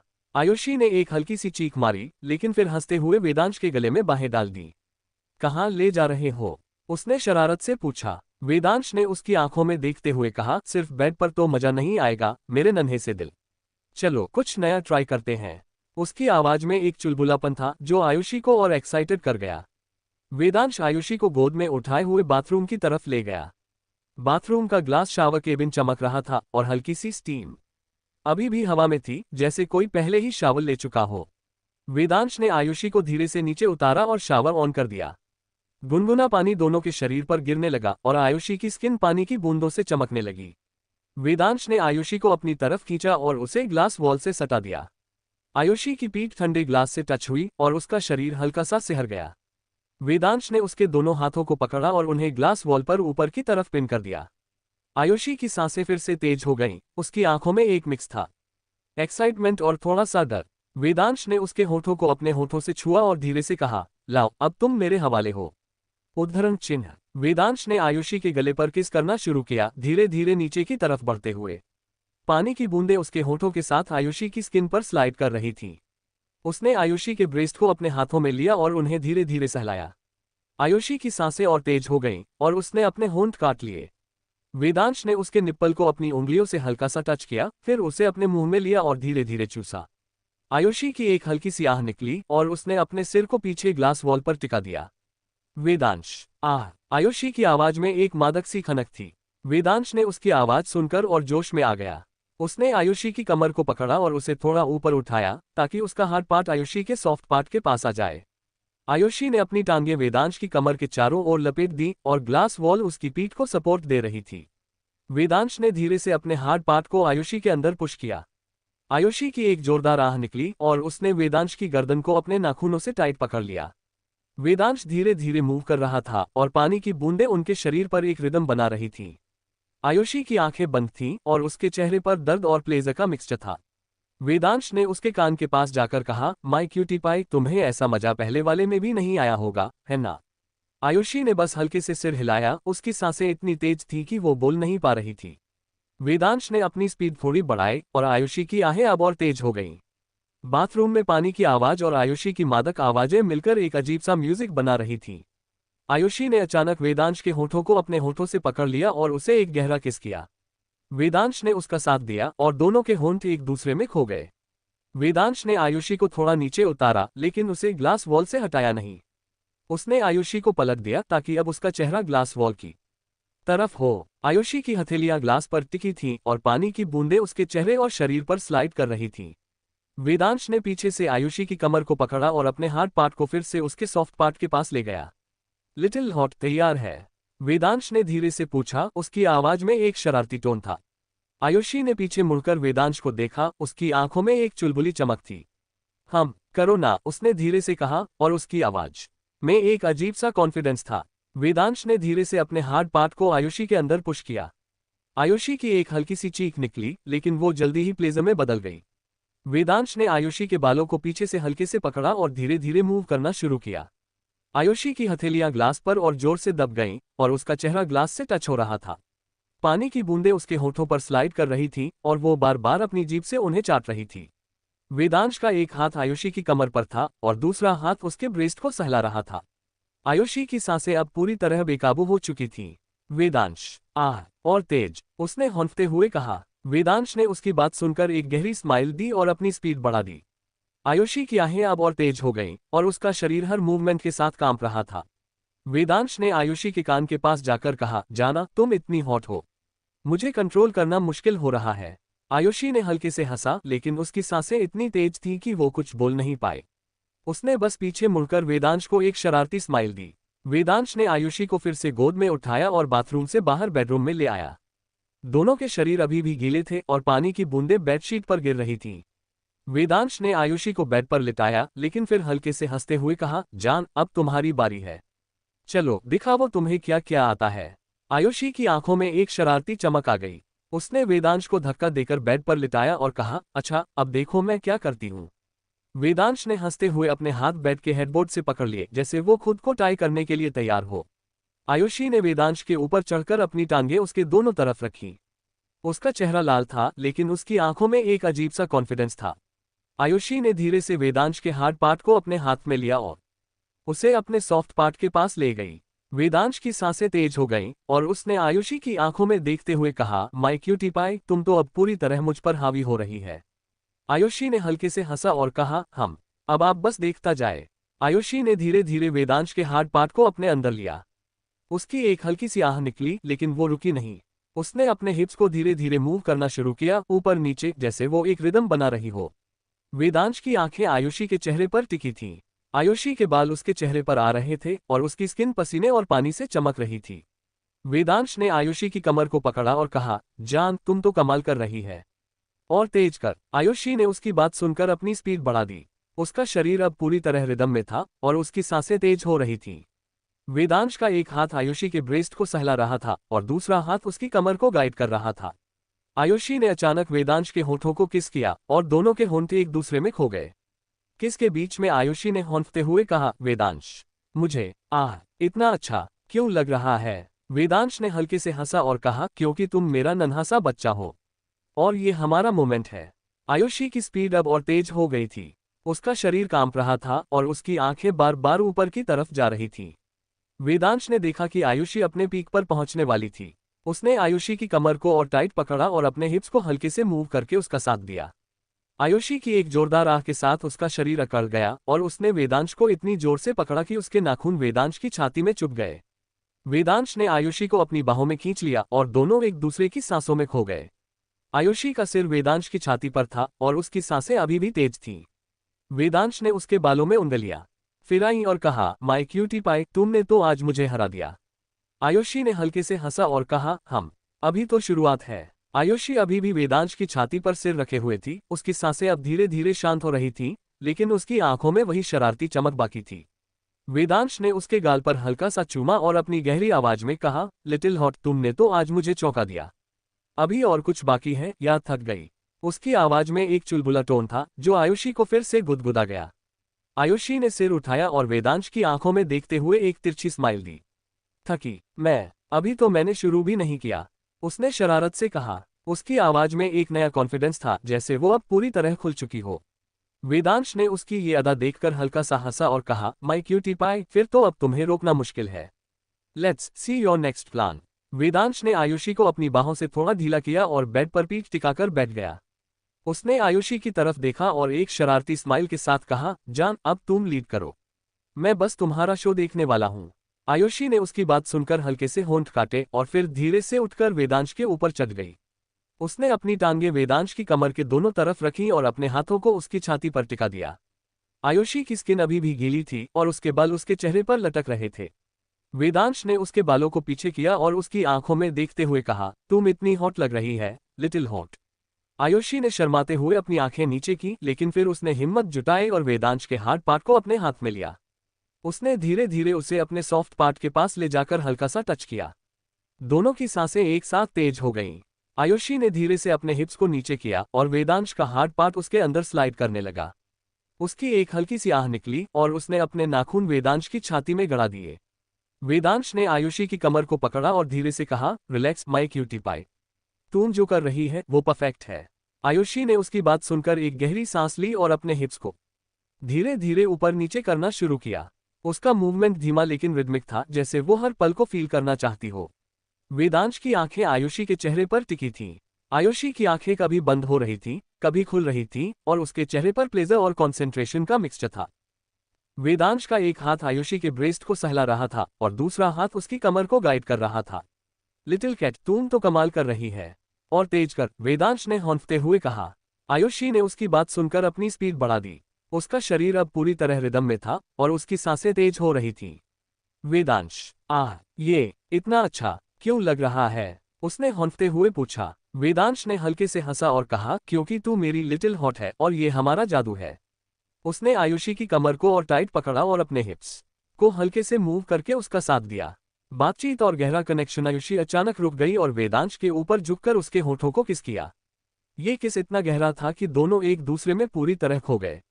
आयुषी ने किस तोड़ते हुए हौंफते हुए कहा, वेदांश, मुझे पता नहीं ये सब इतना इंटेंस क्यों फील हो रहा है। उसकी आवाज में एक अजीब सी मासूमियत थी। वेदांश ने उसके गाल को सहलाया और कहा, माय क्यूटी पाई, ये इंटेंस है क्योंकि हम दोनों एक दूसरे से इतना प्यार करते हैं। तुम हर बार मुझे और करीब लाती है। आयुषी ने उसकी बात सुनकर एक हल्की सी स्माइल दी और कहा, आप भी तो मुझे हर बार इतना स्पेशल फील करवाते हैं। वेदांश ने आयुषी को फिर से अपनी तरफ खींचा और उसके गले पर किस किया। लिटिल हॉट, तुम तो मेरी दुनिया है, लेट्स सी योर मैजिक, उसने शरारत से कहा। आयुषी ने हल्के से हंसा और फिर से अपने हिप्स को मूव करना शुरू किया। इस बार उसकी स्पीड और तेज थी और उसका कॉन्फिडेंस साफ दिख रहा था। वेदांश ने अचानक आयुषी को अपनी गोद में उठाया और बेड से नीचे फ्लो पर ले गया। फ्लो पर एक सॉफ्ट रग बिछा हुआ था जो उनके शरीर को हल्का सा कंफर्ट दे रहा था। वेदांश ने आयुषी को रग पर लिटाया और उसके ऊपर झुक गया। लिटिल कैट, अब थोड़ा और वाइल्ड हो जाए, उसने शरारती अंदाज में पूछा। आयुषी ने अपनी आंखों में चमक लाते हुए कहा, मैं तैयार हूं। वेदांश ने उसके दोनों हाथों को पकड़ा और उन्हें उसके सिर के ऊपर पिन कर दिया। उसने आयुषी के सॉफ्ट पार्ट के पास अपने हार्ड पार्ट को ले जाकर हल्का सा टच किया। आयुषी की सांसें फिर से तेज हो गईं और उसने अपने होंठ काट लिए। वेदांश ने धीरे धीरे अपने हार्ड पार्ट को आयुषी के अंदर पुश किया। आयुषी की एक जोरदार आह निकली और उसने अपने पैरों को वेदांश की कमर के चारों ओर लपेट लिया। वेदांश ने धीरे धीरे मूव करना शुरू किया, लेकिन इस बार उसका हर मूवमेंट और गहरा और इंटेंस था। आयुषी की आहें अब पूरे कमरे में गूंज रही थीं और उसका शरीर हर मूवमेंट के साथ कांप रहा था। वेदांश, आह, और तेज, आयुषी ने हौंफते हुए कहा। वेदांश ने उसकी बात सुनकर एक गहरी स्माइल दी और अपनी स्पीड बढ़ा दी। उसका एक हाथ आयुषी के ब्रेस्ट को सहला रहा था और दूसरा हाथ उसकी कमर को टाइट पकड़े हुए था। आयुषी की आंखें बार बार ऊपर की तरफ जा रही थीं और उसका चेहरा प्लेजर से लाल हो चुका था। वेदांश ने आयुषी को फिर से उठाया और उसे कमरे की एक दीवार के खिलाफ ले गया। उसने आयुषी को दीवार से सटा दिया और उसके दोनों हाथों को ऊपर की तरफ पिन कर दिया। लिटिल हॉट, अब तुम्हें और कहीं नहीं जाने दूंगा, उसने शरारत से कहा। आयुषी ने हल्के से हंसा और कहा, मैं भी तो कहीं नहीं जाना चाहती। वेदांश ने आयुषी की टांगों को अपनी कमर के चारों ओर लपेट लिया और अपने हार्ड पार्ट को फिर से उसके सॉफ्ट पार्ट के अंदर पुश किया। आयुषी की एक जोरदार चीख निकली, लेकिन वो जल्दी ही प्लेजर में बदल गई। वेदांश ने इस बार अपनी स्पीड को और तेज कर दिया और आयुषी की आहें अब अनकंट्रोल हो चुकी थी। उसने अपने नाखून वेदांश की पीठ में गड़ा दिए और उसका शरीर हर मूवमेंट के साथ दीवार से टकरा रहा था। वेदांश, मुझे कुछ हो रहा है, आयुषी ने हौंफते हुए कहा। वेदांश ने उसके कान के पास जाकर कहा, लिटिल कैट, बस फील करो, इट्स योर मोमेंट। उसने अपनी स्पीड को और तेज कर दिया और आयुषी का शरीर अचानक अकड़ गया। उसकी एक जोरदार आह के साथ उसने वेदांश को इतनी जोर से पकड़ा कि उसके नाखून वेदांश की पीठ में और गहरे चुभ गए। वेदांश ने धीरे धीरे अपनी स्पीड कम की और आयुषी के माथे पर एक प्यार भरा किस किया। दोनों की सांसें अभी भी तेज थीं और उनका शरीर पसीने और प्लेजर से चमक रहा था। वेदांश ने आयुषी को फिर से अपनी गोद में उठाया और बेड पर ले जाकर लिटा दिया। उसने आयुषी को अपनी बाहों में खींच लिया और कहा, my cutie pie, you are going crazy. Ayushi ने हल्के से हंसा और वेदांश की छाती पर सिर रखते हुए कहा, आप ही तो हर बार मुझे इतना स्पेशल फील करवाते हैं। वेदांश ने उसके बालों में उंगलियां फिराईं और कहा, लिटिल हॉट, तुम मेरी जिंदगी का सबसे स्पेशल पार्ट है। दोनों एक दूसरे की बाहों में लिपटे हुए थे, उनकी सांसें धीरे धीरे शांत हो रही थीं। कमरे में अब सिर्फ उनकी सांसों की आवाज और एक गहरा सुकून था, जैसे समय थम सा गया हो। आयुषी का सिर वेदांश की छाती पर था और उसकी उंगलियां धीरे धीरे वेदांश की स्किन पर छोटे छोटे शकल बना रही थीं। वेदांश ने आयुषी के माथे पर एक हल्का सा किस किया और अपनी गहरी आवाज में कहा, little hot, you are going to me crazy today, अब थोड़ा रेस्ट कर ले। आयुषी ने सिर उठाया, उसकी आंखों में एक मासूम सी चमक थी। थोड़ा थक तो गई हूं, उसने शर्माते हुए कहा और फिर हल्के से हंस दी। वेदांश ने उसकी ये अदा देखकर एक गहरी स्माइल दी और कहा, जान, चलो तुम्हें थोड़ा प्यार से रिलैक्स करवाता हूं। वेदांश ने आयुषी को अपनी बाहों में उठाया और बाथरूम की तरफ ले गया। आयुषी ने हल्के से चीख मारी, फिर से बाथरूम? अब क्या? उसकी आवाज में शरारत थी। वेदांश ने हंसते हुए कहा, जान, अब सिर्फ फ्रेश होने का टाइम है, तुम्हें मैं और तंग नहीं करूंगा। शायद। उसने आखिरी शब्द कहते हुए आयुषी को आंख मारी और आयुषी शर्माकर हंस पड़ी। बाथरूम में गुनगुना पानी फिर से शावर से बह रहा था। वेदांश ने आयुषी को शावर के नीचे खड़ा किया और खुद भी उसके साथ खड़ा हो गया। पानी की बूंदें दोनों के शरीर पर स्लाइड कर रही थीं और आयुषी की स्किन फिर से चमकने लगी। वेदांश ने शावर जेल लिया और अपनी हथेलियों में रगड़ा। उसने धीरे धीरे आयुषी की पीठ पर हाथ फेरना शुरू किया, जेल को उसकी स्किन पर मसाज की तरह लगाते हुए। आयुषी की आंखें बंद थीं और वो हर टच को फील कर रही थी। वेदांश, ये इतना अच्छा लग रहा है, उसने धीरे से कहा। वेदांश ने उसके कंधों को सहलाते हुए कहा, लिटिल हॉट, तुम्हें अच्छा लगे, बस यही मेरी ख्वाहिश है। उसने आयुषी की पीठ, कमर और फिर धीरे धीरे उसकी टांगों को भी जेल से मसाज किया। आयुषी की सांसें हल्की हल्की तेज हो रही थीं, लेकिन ये अब प्लेजर से ज्यादा रिलैक्सेशन का फील था। वेदांश ने आयुषी को अपनी तरफ पलटा और उसके चेहरे पर पानी की बूंदें हटाते हुए कहा, जान, तुम अब बिल्कुल फ्रेश लग रही है। आयुषी ने हल्के से स्माइल दी और कहा, आप ही तो मुझे हर बार इतना स्पेशल फील कराता है। दोनों ने एक दूसरे को गुनगुने पानी के नीचे एक सॉफ्ट किस किया, जो प्यार और सुकून से भरा था। वेदांश की बॉडी मसाज शावर के बाद वेदांश ने आयुषी को एक सॉफ्ट टॉवल में लपेटा और खुद भी एक टॉवल लपेट लिया। उसने आयुषी को गोद में उठाकर बेडरूम में लाया और बेड पर लिटा दिया। लाओ, अब थोड़ा और प्यार तुम पर लुटाने का टाइम है, उसने शरारत से कहा। आयुषी ने हल्के से हंसा और कहा, आप आज कुछ ज्यादा ही प्यार बरसा रहा है। वेदांश ने बेडसाइड टेबल से एक बॉडी ऑयल की बोतल उठाई। उसने थोड़ा सा ऑयल अपनी हथेलियों में लिया और गर्म करने के लिए रगड़ा। फिर उसने आयुषी के कंधों से मसाज शुरू की। उसकी उंगलियां आयुषी की स्किन पर धीरे धीरे स्लाइड कर रही थीं और हर टच में प्यार झलक रहा था। आयुषी की आंखें बंद थीं और उसके चेहरे पर एक सुकून भरी स्माइल थी। वेदांश, आप इतने अच्छे क्यों हैं? उसने आलस भरी आवाज में पूछा। वेदांश ने हल्के से हंसा और कहा, अब मेरा ये नन्हा सा बेबी मुझे प्यार करे तो मैं कुछ ज्यादा ही मेहनत कर लेता हूँ। उसने आयुषी की पीठ, कमर और फिर धीरे धीरे उसकी टांगों को भी मसाज किया।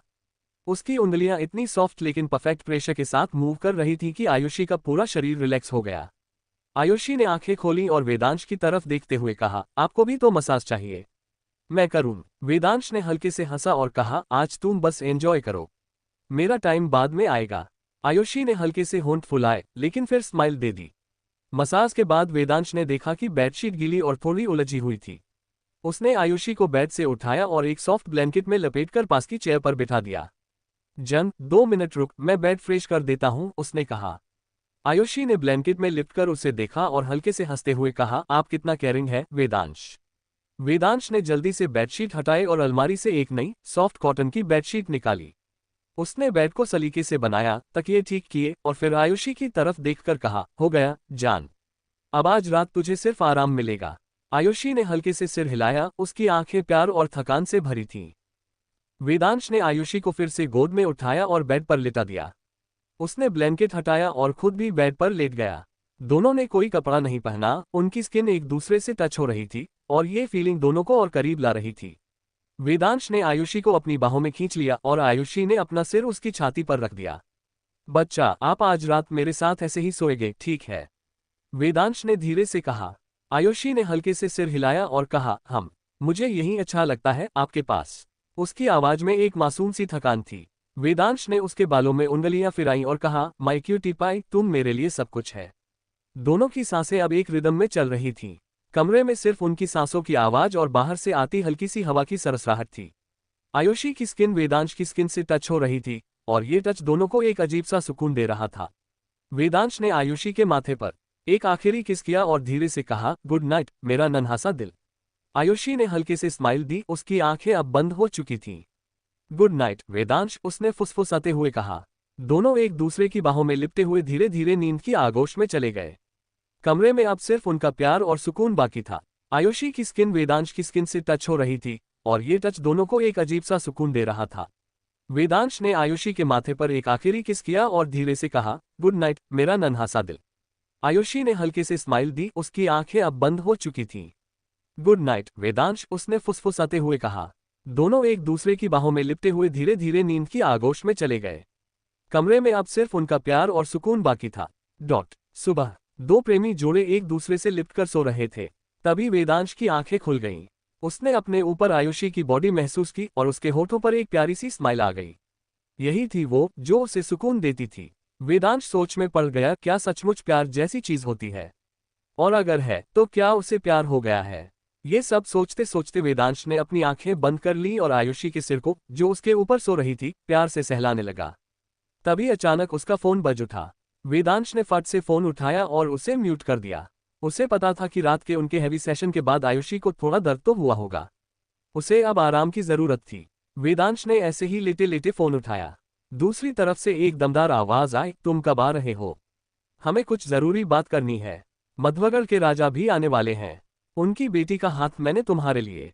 जैसे ही वेदांश ने ये बात सुनी, उसके चेहरे पर गुस्सा छा गया। उसने अपनी गहरी गुस्सैल आवाज में कहा, मैं आपको कितनी बार बोल चुका हूं कि मुझे शादी नहीं करनी।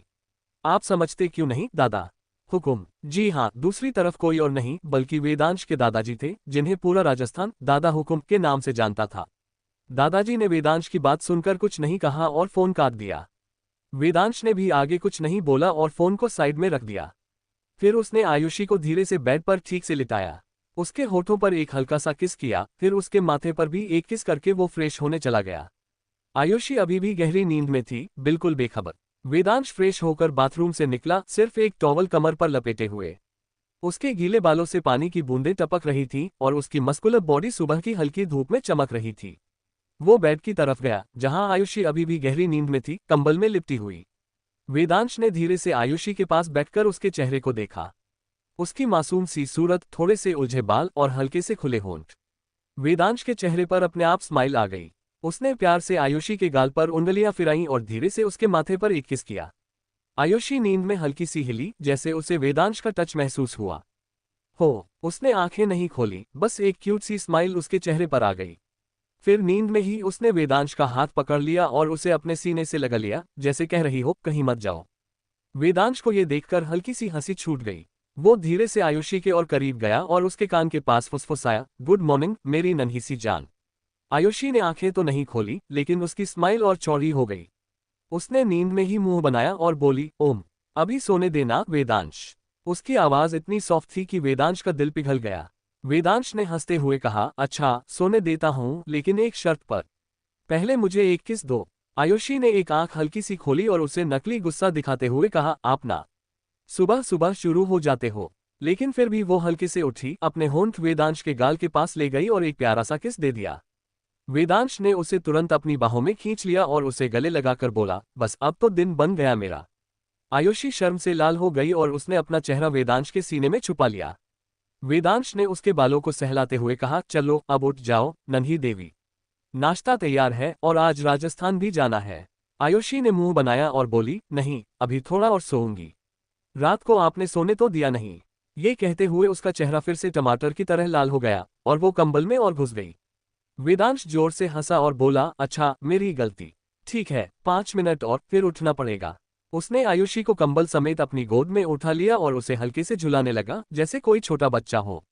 आयुषी ने कंबल से मुंह निकाला और उसकी तरफ देखकर बोली, आप बहुत गंदे हो वेदांश। लेकिन उसकी आंखों में शरारत और प्यार साफ झलक रहा था। वेदांश ने उसकी नाक खींची और बोला, हाँ, और तुम बहुत क्यूट हो। अब चलो एक और किस दो, फिर छोड़ता हूँ। आयुषी ने हंसते हुए उसका मुंह धकेला, लेकिन आखिर में हार मानकर एक और किस दे दिया। थोड़ी देर बाद दोनों नाश्ते की टेबल पर थे। आयुषी ने वेदांश की टी शर्ट पहनी थी जो उस पर ओवरसाइज लग रही थी, और वेदांश ने सिर्फ ट्रैक पैंट पहनी थी। आयुषी बार बार वेदांश को चिढ़ा रही थी, ये पराठे आपने बनाए, इतने जले हुए क्यों हैं? वेदांश ने नकली गुस्सा दिखाते हुए कहा, अच्छा, तो अब से तुम बनाएगी। मैं तो बस अपनी जान के लिए कुछ स्पेशल करने की कोशिश कर रहा था। आयुषी ने हंसते हुए एक टुकड़ा पराठा उसके मुंह में डाला और बोली, ठीक है, माफ किया। दोनों ऐसे ही हंसते खिलखिलाते नाश्ता कर रहे थे, लेकिन वेदांश के दिमाग में दादा हुकुम की बात अभी भी चल रही थी। उसने आयुषी से कुछ नहीं कहा, लेकिन उसका चेहरा थोड़ा सीरियस हो गया। आयुषी ने ये नोटिस किया और उसका हाथ पकड़कर बोली, क्या हुआ? सुबह सुबह इतना सीरियस क्यों हो? वेदांश ने हल्की सी स्माइल दी और बोला, कुछ नहीं, बस अपनी नन्ही जान को देख रहा हूँ। लेकिन अंदर ही अंदर वो सोच रहा था कि दादा हुकुम की शादी वाली बात को कैसे हैंडल करना है। आयुषी ने उसका गाल खींचा और बोली, झूठ मत बोलो, बताओ ना क्या बात है। वेदांश ने उसका हाथ पकड़ा और बोला, बाद में बताऊंगा, ओके, अभी तो बस हमारा टाइम है। फिर उसने आयुषी को अपनी गोद में खींच लिया और उसके माथे पर एक और किस कर दिया। आयुषी ने हंसते हुए कहा, आप ना बस किस ही करते रहते हो। वेदांश ने शरारती अंदाज में कहा, तो क्या करूं, मेरी जान इतनी क्यूट जो है। हाईवे रोड पर एक साइड का पूरा रास्ता खाली था क्योंकि वहां भारत के सबसे अमीर इंसान वेदांश राठौड़ का काफिला जा रहा था। वेदांश अपनी नन्हे से दिल यानी आयुषी के साथ थोड़ा वक्त बिताना चाहता था। आयुषी ने हवाई जहाज से जाने से मना कर दिया था, इसलिए वो लोग कार से राजस्थान जा रहे थे। एक साथ 30-35 काली कारों का काफिला रास्ते पर चल रहा था, जिसमें सबसे आगे एक रोल्स रॉयस थी। उसमें वेदांश अपने लैपटॉप पर काम कर रहा था। आयुषी, जो पूरी फैली हुई थी यानी सो रही थी, उसके दोनों पैर वेदांश की गोद में थे। फिर वो दूसरी तरफ सिर करके अपने हाथ में मोबाइल लिए इंस्टाग्राम पर रील्स देख रही थी और हंस रही थी। वेदांश काम करते करते कभी कभी आयुषी के पैरों को सहला रहा था और मसाज दे रहा था। कार में एक अलग ही सुकून था, जहां आयुषी की खिलखिलाहट की आवाज आ रही थी जो वेदांश के दिल को छू रही थी। ड्राइवर भी बहुत रिलैक्स था क्योंकि उनका ये खड़ूस बॉस, जो हमेशा गुस्से में रहता था, आयुषी के साथ बिल्कुल बदल जाता था। जब आयुषी साथ नहीं होती तो वेदांश की पर्सनैलिटी 360 डिग्री बदल जाती थी। वो एक गुस्सैल इंसान था जिसका गुस्सा इस दुनिया में सिर्फ एक इंसान शांत कर सकता था, और वो थी आयुषी। थोड़ी देर बाद जब आयुषी फोन देखकर बोर हो गई तो वो उठकर बैठ गई। अपनी आदत के मुताबिक उसने वेदांश का लैपटॉप छीनकर एक कोने में फेंक दिया, जो अब उसकी आदत बन चुकी थी। फिर वो खुद वेदांश की गोद में बैठ गई। उसने अपना चेहरा वेदांश के चेहरे की तरफ करके उसे देखा और अपने पपी फेस बनाते हुए कहा, वेदांश, भूख लगी? उसकी ऐसी छोटे बच्चों जैसी बातें सुनकर वेदांश हंस पड़ा। उसने आयुषी के बालों को कान के पीछे किया और उसके चेहरे को अपने सीने से लगाते हुए कहा, अभी रास्ते में कोई रेस्टोरेंट आएगा, वहां रुकेंगे, ओके? आयुषी ने हाँ में सिर हिलाया। वेदांश ने आयुषी के गोद में बैठते ही कार का पार्टीशन बंद कर दिया था, क्योंकि वो नहीं चाहता था कि उनके पल कोई और देखे। आयुषी ने वेदांश की शर्ट के बटन खोल दिए और अपना सिर उसके खुले सीने में घुसा दिया। उसे वेदांश के साथ बॉडी टच शेयर करना अच्छा लगता था। अब तो ये उसकी आदत बन चुकी थी। जब भी वो वेदांश की गोद में बैठती या उसके ऊपर सोती, पहले उसकी शर्ट उतारती और उसके चौड़े सीने से लग जाती। वेदांश ने उसके सिर को सहलाया और कहा, क्या हुआ मेरे नन्हे से दिल को? आयुषी थोड़ा लो लग रही थी। उसने ना में सिर हिलाया और बोली, कुछ नहीं हुआ। वेदांश ने उसके छोटे से चेहरे को अपने हाथों में लिया और कहा, बताओ जाना, क्या हुआ?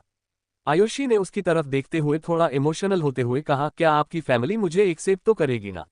अगर वो लोग आपको मुझसे दूर कर देंगे तो क्या आप मुझे छोड़ देंगे? इतना कहते ही उसकी आंखों से आंसू गिर पड़े। वेदांश को आयुषी के आंसू देखकर दर्द हुआ। ये उसकी जान थी, उसकी जीने की वजह। उसे आयुषी के दर्द में खुशी कभी नहीं मिलती थी। उसने आयुषी को अपनी बाहों में भर लिया और उसकी पीठ सहलाते हुए कहा, बच्चा, रो क्यों रही हो? मैं तुम्हें कभी नहीं छोड़ूंगा। और वो लोग तुम्हें एक्सेप्ट करेंगे नहीं करेंगे, इतनी प्यारी सी बेबी को भला कौन मना करेगा? आयुषी सिसकते हुए बोली, सचमुच ना, वो आपको मुझसे अलग तो नहीं कर देंगे ना? वेदांश ने उसके सिर को सहलाते हुए कहा, मुच्छी बच्चा, वो लोग कुछ भी करें, मैं हमेशा तुम्हारे साथ रहूंगा, ओके? आयुषी ने हाँ में सिर हिलाया। वेदांश ने उसके चेहरे पर बहे आंसुओं को अपने हाथों से साफ किया, जो रोने की वजह से पूरा गीला हो चुका था। फिर उसने उसके गालों पर चुम्मी देते हुए कहा, चलो थोड़ी देर सो जाओ, फिर जब लंच टाइम होगा मैं अपनी जान को उठा दूंगा, ओके? आयुषी ने हाँ में सिर हिलाया और वेदांश के खुले सीने से लग गई। वेदांश ने उसके पैरों को, जो उसकी कमर में लिपटे थे, ठीक किया ताकि उसे दर्द न हो। फिर वो उसके सिर को सहलाने लगा। आयुषी का चेहरा, जो रोने की वजह से लाल हो चुका था, देखकर वेदांश को तकलीफ हुई। वो अपनी जान को रोते हुए अपने बुरे से बुरे सपने में भी नहीं देख सकता था। उसे कभी कभी हैरानी होती थी कि कैसे आयुषी, जो इतनी नाजुक और छोटी सी थी, जो उसके अलावा किसी की ऊंची आवाज से डरकर रोने लगती थी, और वो खुद, जिसे किसी के इमोशंस की परवाह नहीं थी सिवाय आयुषी के, दोनों कैसे मिल गए? वो खुश था कि उसकी सूनी सी जिंदगी में आयुषी आ गई। वेदांश ने आयुषी के माथे पर एक चुम्मी दी और बुदबुदाया, मेरा मासूम सा बच्चा। चुंबन का चिन्ह। आयुषी वेदांश की गोद में बैठी थी और वेदांश उसके होठों को बड़े प्यार और जोश के साथ चूम रहा था। थोड़ी देर पहले ही वेदांश ने आयुषी को जगाया था। मैडम तो गोद में बच्चे की तरह सो रही थी, लेकिन उठने के बाद चिड़चिड़ी हो गई थी। उन्होंने ठीक से खाना भी नहीं खाया था। वेदांश ने बहुत मनाने की कोशिश की, लेकिन मैडम तो रूठ के बैठ गई थी। इसलिए फिर वेदांश ने उसे चूमना शुरू कर दिया। कार का पार्टीशन बंद था, तो पीछे क्या हो रहा था ना ड्राइवर को पता था, ना किसी और को। वेदांश आयुषी के होठों को जैसे खा रहा था। हमारी आयुषी भी उसकी स्पीड को मैच करने की कोशिश कर रही थी, लेकिन वो इसमें नाकामयाब हो रही थी। वेदांश ने चूमते चूमते ही आयुषी की टी शर्ट निकाल दी। अब आयुषी सिर्फ अपनी इनरवियर में वेदांश की गोद में बैठी थी। वेदांश ने धीरे धीरे उसकी पैंट और बाकी के कपड़े भी उतार दिए। अब आयुषी के जिस्म पर एक भी कपड़ा नहीं था।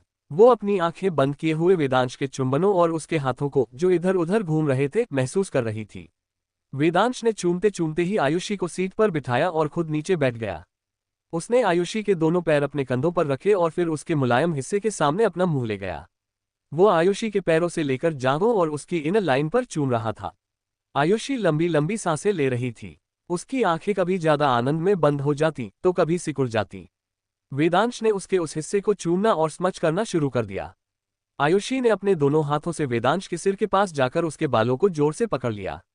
वो अब बहुत ज्यादा प्लेजर फील करते हुए ये सोच रही थी कि जिस हिस्से को छूने में भी वो शर्मा जाती थी, अब कोई उसे खा रहा था और वो खुद भी उसे सराह रही थी और उसमें और धकेल रही थी। ये सब सोचते हुए वो शर्म से टमाटर की तरह लाल हो गई थी। वेदांश ने अपनी जीभ से उसके उस हिस्से में प्रवेश किया और उसे एक्सप्लोर करने लगा। कभी बाहर निकालकर स्मच करता तो कभी चूमता।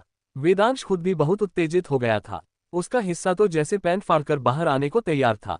आयुषी अब पूरी तरह से वेदांश के जुनून में डूबी हुई थी। वेदांश का जोश देखकर वो भी और करीब आ गई। उसने धीरे से वेदांश की पैंट की जिप खोली और उसे नीचे सरकाया। वेदांश का हिस्सा, जो पहले से ही उत्तेजना में तन चुका था, अब पूरी तरह से बाहर था। आयुषी ने धीरे धीरे अपने होठों को उसके करीब लाया और उसे प्यार से चूमना शुरू किया। वो अपनी जीभ से वेदांश के उस हिस्से को सहलाने लगी, कभी धीरे धीरे तो कभी थोड़ा तेज। वेदांश की सांसें तेज हो गई थीं। वो आयुषी के बालों में उंगलियां फिरा रहा था और उसकी आंखें आनंद से बंद हो रही थीं। आयुषी ने अपने होठों और जीभ से उसे और ज्यादा उत्तेजित कर दिया। वो पूरी तरह से उस पल में खो गई थी। थोड़ी देर बाद वेदांश ने आयुषी को फिर से अपनी गोद में खींच लिया। दोनों अब एक दूसरे के इतने करीब थे कि उनकी सांसें एक दूसरे से टकरा रही थीं। वेदांश ने आयुषी को धीरे से सीट पर लिटाया और खुद उसके ऊपर आ गया। उसने धीरे धीरे खुद को आयुषी के अंदर ले जाना शुरू किया। आयुषी ने अपनी आंखें बंद कर ली और अपने होठों को काटते हुए उस एहसास को महसूस किया। वेदांश अब धीरे धीरे फिर थोड़ा तेजी से आगे बढ़ रहा था। आयुषी की सांसें और तेज हो गई थीं और वो अपने हाथों से वेदांश की पीठ को कसकर पकड़ रही थी। दोनों पूरी तरह से एक दूसरे में खो चुके थे, जैसे उस कार की छोटी सी दुनिया में सिर्फ वो दोनों ही हों। आयुषी। कभी कभी वेदांश के कानों में धीरे से कुछ फुसफुसाती, जिससे वेदांश और जोश में आ जाता। दोनों उस पल में इतने गहरे डूब चुके थे कि बाहर की दुनिया जैसे उनके लिए रुक सी गई थी। वेदांश ने आयुषी को और कसकर गले लगाया और दोनों एक दूसरे के साथ उस गहरे अंतरंग पल को जी रहे थे, जहां सिर्फ उनका प्यार और जुनून था। वेदांश अब पूरी ताकत के साथ आयुषी के साथ और जोश में था। उसका हर धक्का इतना तेज था कि आयुषी की आहें कार के अंदर गूंज रही थीं। वो बार बार आह, वेद, हम, शह की आवाजें निकाल रही थी, जैसे उसकी सारी दुनिया बस उसी पल में सिमट गई हो। उसकी आवाज में एक अजीब सा मिश्रण था, आनंद, उत्तेजना और थोड़ा सा दर्द, जो उसकी सांसों के साथ मिलकर और तेज हो रहा था। वेदांश का हर मूवमेंट इतना ताकतवर था कि आयुषी अपने आप को पूरी तरह से उसके हवाले कर चुकी थी। उसकी आंखें कभी बंद हो जाती तो कभी आधे खुले में वेदांश को देखती, जैसे वो उसकी हर हरकत को महसूस करना चाहती हो। उसका चेहरा लाल हो चुका था और पसीने की छोटी छोटी बूंदें उसकी गर्दन पर चमक रही थीं। थोड़ी देर बाद वेदांश ने आयुषी को फिर से अपनी गोद में खींच लिया। उसने आयुषी को अपनी गोद में इस तरह बिठाया कि वो अब उसके सामने थी, उसकी आंखों में आंखें डाले हुए। वेदांश ने फिर से धीरे धीरे खुद को आयुषी के अंदर ले जाना शुरू किया। उसने आयुषी की कमर को दोनों हाथों से कसकर पकड़ लिया, जैसे वो उसे और करीब लाना चाहता हो। फिर वो धीरे धीरे तेजी पकड़ने लगा, अंदर बाहर, हर बार पहले से ज्यादा जोश के साथ। आयुषी की सांसें अब और तेज हो गई थीं। वो अपने हाथों से वेदांश के कंधों को कसकर पकड़े हुए थी और उसकी उंगलियां बार बार उसकी पीठ पर गड़ रही थीं। हर धक्के के साथ उसका शरीर थोड़ा हिल रहा था और वो अपने होठों को काटते हुए कभी कभी वेदांश के गले में चूम रही थी। उसकी आवाज अब और ऊंची हो रही थी, वेद, आह, और वो बस इतना कह पा रही थी। वेदांश ने अपनी स्पीड और बढ़ा दी। उसकी पकड़ आयुषी की कमर पर और सख्त हो गई थी और वो हर बार और गहराई तक जा रहा था। आयुषी का पूरा शरीर अब उसकी लय में था, जैसे वो दोनों एक ही रिदम में बह रहे हों। कार का पार्टीशन बंद होने की वजह से उनकी आवाजें और हरकतें सिर्फ उसी छोटी सी जगह तक सीमित थीं। आयुषी का चेहरा अब पूरी तरह से आनंद और उत्तेजना में डूबा हुआ था और वो वेदांश को और कसकर गले लगाकर उस पल को और गहरा कर रही थी। दोनों इतने खोए हुए थे कि समय और जगह का कोई मतलब ही नहीं रह गया था। बस वो, उनका जुनून और उनकी सांसों की गर्माहट थी, जो उस छोटी सी कार को जैसे आग की तरह गर्म कर रही थी। जैसे ही वेदांश और आयुषी अपने आखिरी पड़ाव पर पहुंचे, वेदांश ने अपनी स्पीड और तेज कर दी। उसका हर धक्का अब पहले से कहीं ज्यादा जोश और ताकत के साथ था। आयुषी की आहें, आह, हम अब और तेज हो गई थी और उसकी आवाज में एक गहरा आनंद और उत्तेजना साफ झलक रही थी। वेदांश की गहरी और तेज सांसें भी कार के अंदर गूंज रही थीं, जैसे दोनों की सारी एनर्जी उस एक पल में सिमट गई हो। आयुषी ने अपनी बाहें वेदांश के गले में और कसकर लपेट ली और उसका चेहरा पूरी तरह से लाल हो चुका था। उसकी आंखें आधे बंद थीं और वो हर धक्के के साथ वेदांश के और करीब खींचती जा रही थी। वेदांश ने आयुषी की कमर को और सख्ती से पकड़ रखा था और उसकी हर हरकत अब पूरी तरह से अनकंट्रोल थी। थोड़ी देर के लिए कार में सिर्फ उनकी सांसों की आवाज, आयुषी की आहें और वेदांश की गहरी सिसकियां ही गूंज रही थीं। दोनों उस पल में पूरी तरह से खो चुके थे, जैसे दुनिया का बाकी सब कुछ रुक गया हो। थोड़ी देर बाद वेदांश और आयुषी वैसे ही थे, उनके शरीर पर एक भी कपड़ा नहीं था। वेदांश अभी भी आयुषी के अंदर था, उसने खुद को बाहर नहीं निकाला था। वो दोनों वैसे ही बैठे थे। वेदांश सीट से सटकर अपना सिर ऊपर की तरफ करके थकान में आराम कर रहा था। आयुषी ने अपने दोनों पैरों को वेदांश की कमर के चारों ओर लपेट रखा था और उसे अपने और करीब खींचे हुए उसके सीने से चिपक कर बैठी थी। आयुषी अब पूरी तरह थक चुकी थी और फिर से नींद में जाने की तैयारी में थी। दोनों की सांसें अब धीमी और गहरी हो चुकी थीं, जैसे सारी उत्तेजना अब शांत होकर एक गहरे सुकून में बदल गई हो। वेदांश के हाथ आयुषी की पीठ पर धीरे धीरे चल रहे थे।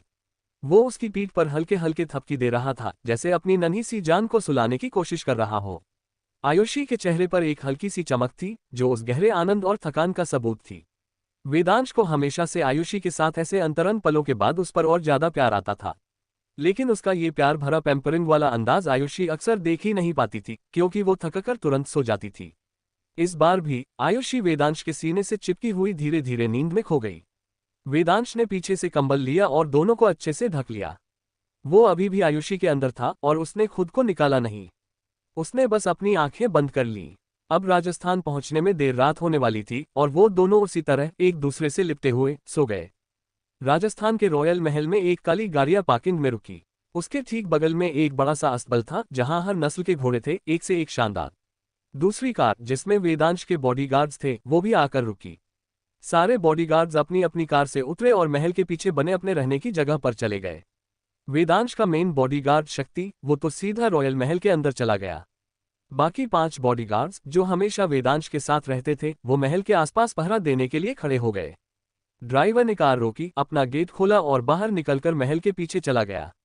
कार में वेदांश ने धीरे से खुद को आयुषी से अलग किया, जो नींद में पूरी तरह खोई हुई थी।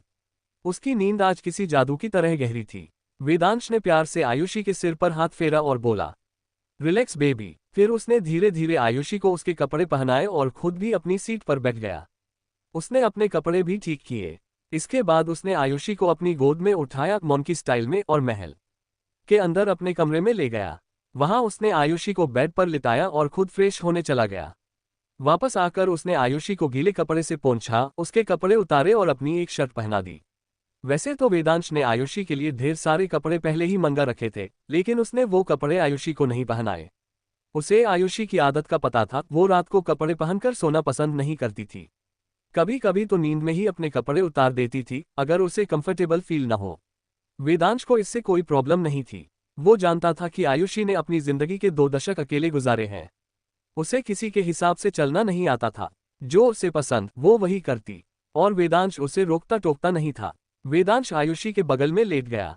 आयुषी ने करवट बदली और अपने पर्सनल स्टोन टेडी बेयर यानी वेदांश के ऊपर चढ़कर सो गई। वेदांश ने उसे अपने ऊपर ठीक से एडजस्ट किया और खुद भी आंखें बंद करके सो गया। अभी तक महल में किसी को नहीं पता था कि वेदांश आ चुका है। सबको तो सुबह ही पता चलेगा। योजक चिन्ह योजक चिन्ह योजक चिन्ह। तारांकन सुबह का टाइम। तारांकन सुबह के 8 बज रहे थे और पूरे महल में हलचल शुरू हो चुकी थी। फैमिली के सारे लोग सागरवाटिका महल में थे, जो रॉयल महल के ठीक बगल में था। दादाजी लिविंग रूम में बैठे थे।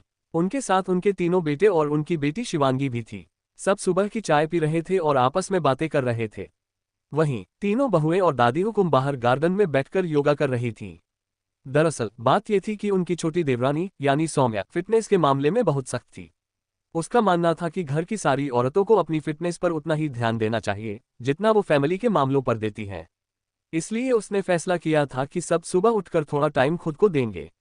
वैसे तो शिवांगी भी योगा के लिए आती थी, लेकिन इस बार उसके पीरियड्स चल रहे थे तो वो नहीं आई। उधर वीरेंद्र अपने कमरे में बनी स्टडी रूम में अपना काम कर रहा था, और हमारे यंगस्टर्स अर्जुन, मेहर, रेयाना, दक्ष वो सब महल के बगल में बने बड़े से आर्टिफिशियल लेक के पास थे। सुबह सुबह वो चौके हमेशा वहीं मिलते थे। वो सब भाई बहन कम, दोस्त ज्यादा थे। दिन भर तो सब अपने अपने काम में बिजी रहते, इसलिए सुबह और शाम को यहीं मिलते। सब बातें कर रहे थे, तभी अर्जुन का पर्सनल गार्ड आया और बोला कि दादा हुकुम उसे बुला रहे हैं। रियाना ने हंसते हुए कहा, चलो आ गया हमारे दादा हुकुम का बुलावा। आज कौन सी बात पर चर्चा होने वाली है? मेहर, जो रियाना की बात सुन रही थी, हंसते हुए बोली, बेब मुझे तो लगता है आज भी वो लोग उसी टॉपिक पर बात करेंगे जो कल हुई थी। बड़े पापा और बड़ी माँ को कहेंगे कि उनका बेटा किस पर गया है, और हमारी प्यारी दादी वो मुंह तोड़ जवाब देती हुई कहेंगी, और किस पर जाएगा, आप पर ही गया है। ये बात उसने दादी की नकल उतारते हुए कही। दक्ष ने मेहर के माथे पर टपली मारते हुए कहा, शर्म करो थोड़ी, अपने बड़ों की नकल कर रही हो, छी छी। मेहर उसके पीछे भागते हुए बोली, दक्ष के बच्चे, मारा कैसे तुमने मुझे? राजकुमारी है हम इस खानदान की, हमारे सामने हाथ चलाया तो सूली पर चढ़ जाओगे। पीछे रियाना और अर्जुन भी हंसते हुए उनके पीछे चल दिए। अर्जुन ने रियाना की तरफ देखते हुए कहा, चलिए आप भी खानदानी राजकुमारी हैं, चलिए, वैसे जाने का मुझे कोई शौक नहीं है। रियाना हंस दी और बोली, क्या भैया आप भी? योजक चिन्ह योजक चिन्ह योजक चिन्ह। तारांकन लिविंग रूम। तारांकन लिविंग रूम में सब लोग मौजूद थे। वीरेंद्र भी अभी अपने कमरे से नीचे आया। वीरेंद्र की पर्सनैलिटी इतनी सख्त थी कि उसके सामने किसी की हिम्मत नहीं पड़ती थी कि उससे आंख मिलाए। पूरा घर उससे डरता था, क्योंकि वो बहुत ही डेंजरस इंसान था। यंगस्टर्स में सबसे ज्यादा डर अगर किसी से था तो वो था वीरेंद्र और वेदांश। दोनों के सिर पर हमेशा गुस्सा सवार रहता था। गुस्से में वो सामने क्या है ये भी नहीं देखते। वीरेंद्र एक सोफे पर बैठ गया। उसने ना किसी को ग्रीट किया, ना कोई बात की, बस चुपचाप बैठ गया। तभी सब लोग शॉक्ड हो गए जब उन्होंने गेट पर किसी को आते देखा, और वो कोई और नहीं, वेदांश था। वो कैजुअल ट्राउजर और टी शर्ट में था। वेदांश को देखकर सब बहुत खुश हो गए, क्योंकि वेदांश बहुत कम ही फैमिली से मिलने आता था। वो रहता तो रॉयल महल में ही था, लेकिन फिर भी उसका सबसे मिलना मुश्किल था। वेदांश आया और वीरेंद्र के बगल में बैठ गया। दोनों देखने में जुड़वा लगते थे, लेकिन ऐसा कुछ था नहीं। दोनों ने एक दूसरे को देखना भी जरूरी नहीं समझा और दादा हुकुम की तरफ देखने लगे। वेदांश ने अपनी शांत आवाज में कहा, जी बोलिए दादा हुकुम, आपने हमें क्यों बुलाया है? कोई काम था? दादा हुकुम भी अपनी दमदार पर्सनैलिटी के मालिक थे। उन्होंने अपनी रौबदार आवाज में कहा, देखिए आप दोनों हमारे खानदान में सबसे बड़े हैं, और हमें लगता है कि अब आपको शादी कर लेनी चाहिए। वैसे भी आपकी उम्र हो चुकी है, अब जल्दी से विवाह करके हमारे वंश को आगे बढ़ाना चाहिए। हमने अपने पुराने दोस्त मधवगढ़ के राजा की दोनों पोतियों का रिश्ता आपके लिए लाया है, और हमारा ये फैसला है कि आप दोनों इस रिश्ते के लिए हाँ कहकर हमारे खानदान की मर्यादा को आगे बढ़ाएंगे। दादा हुकुम की बात सुनते ही वीरेंद्र तेजी से खड़ा हो गया। उसकी आंखें गुस्से से लाल हो गई थीं। उसने अपनी ठंडी लेकिन गुस्से भरी आवाज में कहा, खानदान की मर्यादा को कायम रखने के लिए आपके पास ढेर सारे पोते पोतियां हैं। मुझे नहीं लगता कि अगर एक बेटा शादी नहीं करेगा तो कुछ बिगड़ जाएगा।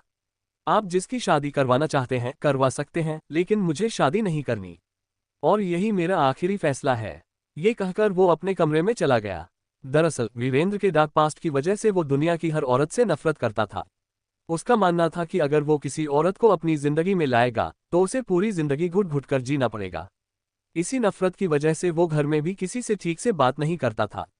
इसलिए ही वीरेंद्र अफ्रीका चला गया था अपना बिजनेस संभालने। वो राठौर फैमिली का बिजनेस संभालना नहीं चाहता था। कुछ भी जो राठौर परिवार से जुड़ा हो वो अपने पास नहीं रखना चाहता था। लेकिन अपनी मां से किया हुआ वादा निभाने के लिए वो सबके साथ रह रहा था। जब दादा हुकुम ने उसे बिजनेस संभालने को कहा था तब भी उसने मना कर दिया था। गादी संभालने को भी मना किया था। दादा हुकुम के बहुत कहने पर उसने बिजनेस संभाला और ये शर्त रखी कि वो एक बार उनकी बात मान रहा है, लेकिन आगे से दादा हुकुम कोई डिमांड नहीं करेंगे। यही वजह थी कि दादा हुकुम ने उसे कुछ नहीं कहा जब वो इतना कुछ कहकर चला गया।